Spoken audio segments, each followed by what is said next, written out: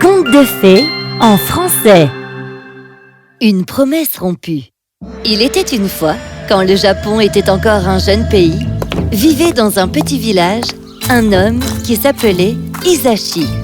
Il était gentil et jeune, mais la vie avait été très injuste avec lui, car il était très pauvre. Il devait travailler très dur pour gagner sa vie, pendant les jours où le soleil brillait.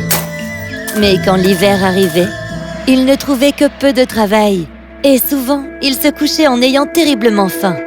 Un jour qu'il était dehors et qu'il marchait dans le vent glacial, il croisa une grue étendue dans la neige. Qu'est-ce que c'est? Oh, une grue! Aujourd'hui, c'est mon jour de chance. Je vais pouvoir m'en faire une bonne grosse soupe. Miam! Mais en la regardant de plus près, il se dit que la grue était bien mignonne, et son cœur fut emporté par sa beauté. Je ne pourrai pas cuisiner cette grue. Elle est trop belle. Mais, qu'est-ce que... Elle est blessée à l'aile? Que puis-je faire? De son sac, il sortit un baume pour essayer de soigner la grue. Ce baume avait été fait avec des herbes spéciales du pays. Voilà, petite grue. Essayons de réparer ton aile. Oh, ne bouge pas. C'est sûrement un peu désagréable, mais tu iras mieux dans une minute. Et comme il l'avait dit, la grue se remit rapidement à battre de son aile. Elle n'avait plus mal et regardait maintenant son sauveur. Hisashi lui sourit et en agissant des deux ailes en même temps, la grue s'envola. Bon, eh bien aujourd'hui je rentrerai à nouveau le ventre vide. À présent, retournons à la maison. Cette nuit-là, tandis qu'Hisashi dormait, les vents au dehors grondèrent plus fort. Au bout d'un moment, il fut réveillé par un son qui cognait. Quoi? Ça doit être le vent. Mais comme le bruit continuait et commençait même à devenir plus fort, Hisashi se mit à s'inquiéter. Ce bruit ne ressemble pas du tout à celui du vent. Et si c'était un voleur?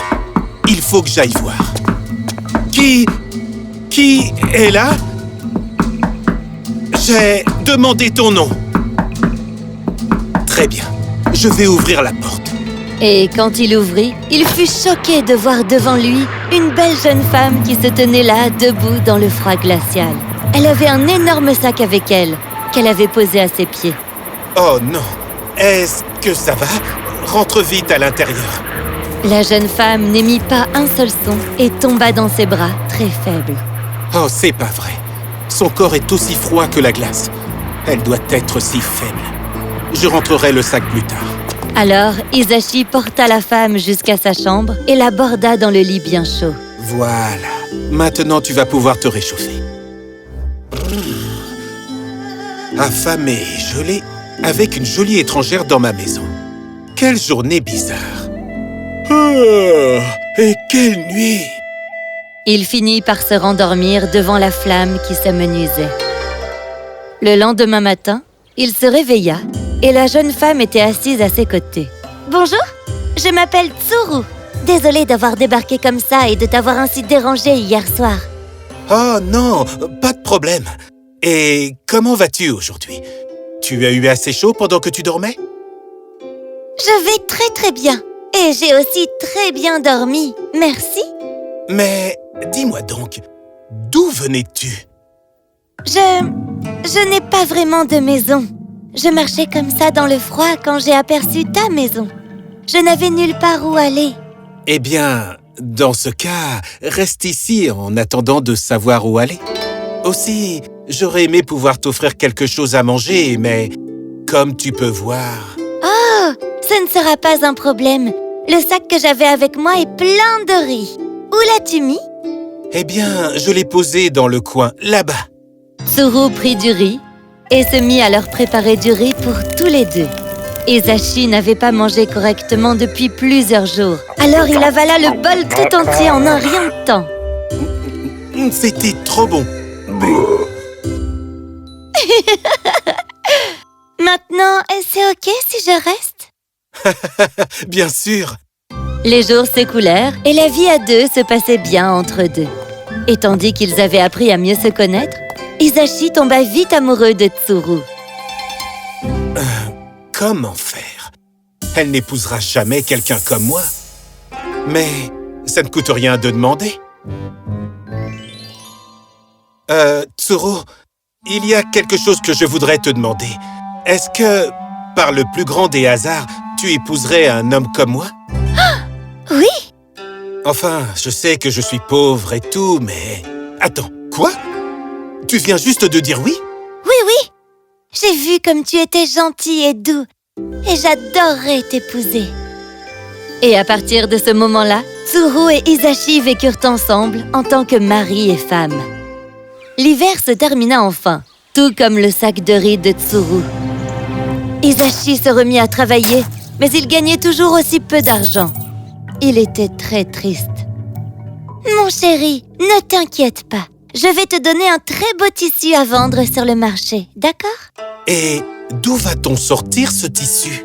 Je vais le fabriquer, mais ça va me prendre 5 jours pour le faire. Je vais m'enfermer dans cette pièce et tisser le tissu pour toi. Mais tu dois me promettre de ne jamais entrer. J'en sortirai une fois que j'aurai terminé. Hisashi était un peu perplexe, mais il accepta rapidement. Alors, ce jour-là, Tsuru entra dans la pièce et s'y enferma 5 jours durant. Hisashi ne savait pas trop quoi faire, mais attendit sa femme patiemment. Le dernier jour, Tsuru sortit de la pièce en tenant dans ses mains le plus beau tissu qui soit. Son tissu portait des fleurs et des oiseaux brodés, et on l'aurait dit taillé pour une reine. C'est vraiment magnifique. Comment as-tu fait ça, ma chérie? Chut, c'est un secret. Maintenant, va le vendre, d'accord? Alors Hisashi sortit pour vendre le tissu. En rentrant, il était de très bonne humeur. Il alla trouver sa femme et lui raconta comment il avait vendu le vêtement pour une très belle somme d'argent. C'est super, mon chéri! Avec cet argent, je vais pouvoir te préparer un délicieux repas. L'histoire se répéta plusieurs fois. Tsuru s'enfermait dans une pièce pendant 5 jours et Hisashi attendait patiemment. Mais à chaque fois qu'elle sortait de cette pièce, elle paraissait bien plus fatiguée que la fois précédente. Un jour, un ami d'Hisashi qui venait de la même ville vint lui rendre visite. Ils se saluèrent puis s'informèrent sur leurs vies respectives.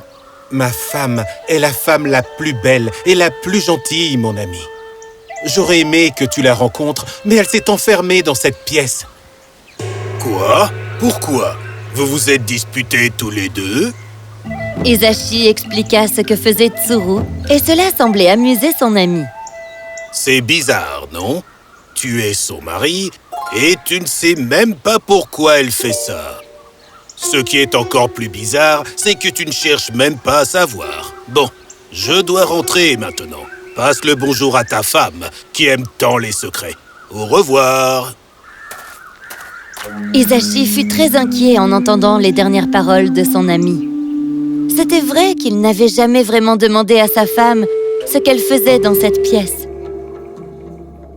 Et aussi, d'où sort-elle ce magnifique tissu?